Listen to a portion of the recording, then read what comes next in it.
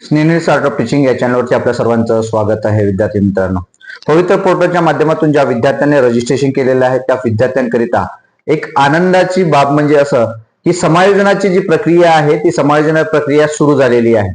समायोजनाची प्रक्रिया ही प्रत्येक जिल्ह्यामध्ये वेगवेगळ्या ठिकाणी वेगवेगळ्या वेळापत्रकानुसार त्या ठिकाणी पार पडत आहे. परंतु ही जी बाब आहे ही आपल्या सर्व विद्यार्थ्यांकरिता आनंदाची बाब आहे. आनंदाची बाब कशी विद्यार्थी मित्रांनो, तर आपण सर्वांनी रजिस्ट्रेशन केलेलं आहे. आपल्या सर्वांना आपण सर्वजण वाट बघतोय आहे. तर वाट कशाची बघतोय, तर वाट बघतोय आपण जाहिराती येण्याची. मग जाहिराती येण्याकरिता या सर्व ज्या गोष्टी आहेत, समायोजनाची प्रक्रिया असेल, अतिरिक्त शिक्षक समायोजन असेल, मग जिल्हा समायोजन असेल, नंतर तालुका समायोजन असेल, किंवा मग राज्य लेवल समायोजन असेल, विभाग समायोजन असेल, असं संपूर्ण समायोजन झाल्यानंतर आपल्याला सर्वात फायनल काय मिळेल, आपल्याला अतिरिक्त शिक्षक सर्व समायोजन झाल्यानंतर आपल्याला फायनल आकडा किती मिळेल, की किती पद आपल्याला पाहिजे आहेत. मंजूर पद किती, नंतर कार्यरत पद किती, यातून आपल्याला दिसेल की आपल्याला कामाची पद किती आहेत, म्हणजे रिक्त पद किती आहेत. ह्या सर्व गोष्टी आपल्याला समजणार आहे. म्हणजे हा विषय जो आहे तर हा विषय आपल्या सर्वांचा जिव्हाळ्याचा विषय आहे. आपण माझ्या चॅनलला पहिल्यांदा आले असेल तर माझ्या चॅनलला सबस्क्राईब करा, जेणेकरून येणारा कोणताही जे अपडेट असेल ते अपडेट आपण आपल्या चॅनलला कायमस्वरूपी देत असतो.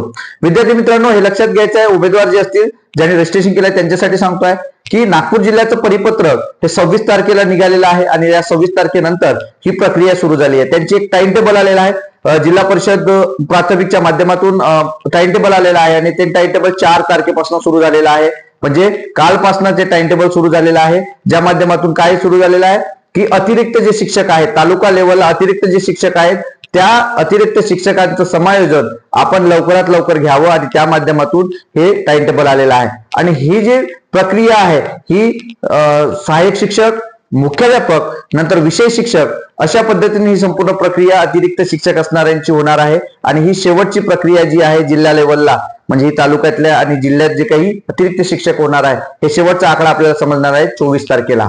24 मार्च पर्यंत हा आकडा आपल्याला समजणार आहे. त्याच्यानंतर मग विभाग हे जे काही इतर अतिरिक्त होतील यांची संधी, यांना विभाग लेवलला संधी मिळणार आहे, जिल्हा लेवलला या ठिकाणी संधी मिळणार आहे. या माध्यमातून आपल्या सर्वांना आनंदाची बाब अशी आहे की ही जी प्रक्रिया एवढ्या लवकर होत आहे, म्हणजे आपल्याला जाहिरातीचा आकडा जो आहे तो आकडा आपल्याला लवकर पाहायला मिळणार आहे. कारण आपण तेच वाट बघत होतो की समायोजनाची प्रक्रिया, जिल्हा बदलीची प्रक्रिया, ह्या ज्या काही प्रक्रिया आहेत, संघटनेचा काहीतरी विरोध, असे ज्या नंतर कोर्ट याचिका, यामुळे आपली भरती पुन्हा अडकेल काय, हा प्रश्न आपल्या सर्व विद्यार्थ्यांपुढे पडला होता. परंतु यावरून असं दिसून येते की वेगवेगळ्या जिल्हा परिषदेचे जे परिपत्रक ही समायोजनाचे करिता निघालेले आहे, त्यांचे टाइम टेबल त्या ठिकाणी आलेले आहेत. आणि नागपूर जिल्ह्याचं तालुका लेवलचं समायोजन हे काही 9 तारखेला आहे, काही 10 तारखेला आहे. तर त्या माध्यमातून अतिरिक्त शिक्षक जे आहेत समायोजन होईल आणि त्यातून आपल्याला समजेल की आपला आकडा जो आहे तो आकडा जिल्हा लेवलला झेडपीचा किती असणार आहे, अतिरिक्त किती आहेत आणि कार्यरत किती आहेत, मंजूर किती आहेत, ह्या सर्व आकडा आपल्याला या ठिकाणी समजणार आहे. हा 24-25 तारखेपर्यंत आपल्याला सर्व समजून जाणार आहे. नागपूर जिल्ह्यात संदर्भात मी तुम्हाला सांगतो आहे.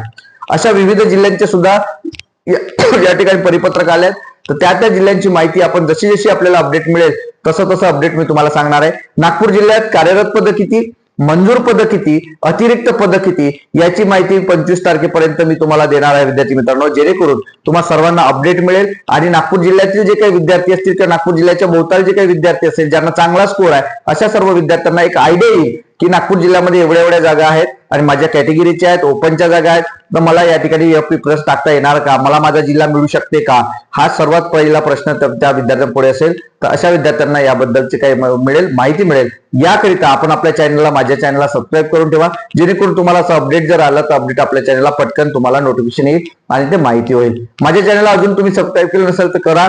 आणि डिस्क्रिप्शन बॉक्समध्ये माझ्याशी संपर्क साधायचा असेल तर जे काही लिंक्स आहेत त्या लिंक्सवरती जॉईन व्हा आणि माझ्याशी संपर्क करा. कॉल करू नका, तुम्ही व्हॉट्सअपच्या द्वारे मला मेसेज करू शकता. नक्कीच तुम्हाला उत्तर मिळणार आहे विद्यार्थी मित्रांनो, आणि त्यात तुमच्या समस्याचं निराकरण सुद्धा करणार आहोत. हा व्हिडिओ, ही माहिती आपल्याला कशी वाटली नक्की कमेंट बॉक्समध्ये कळवा आणि धन्यवाद.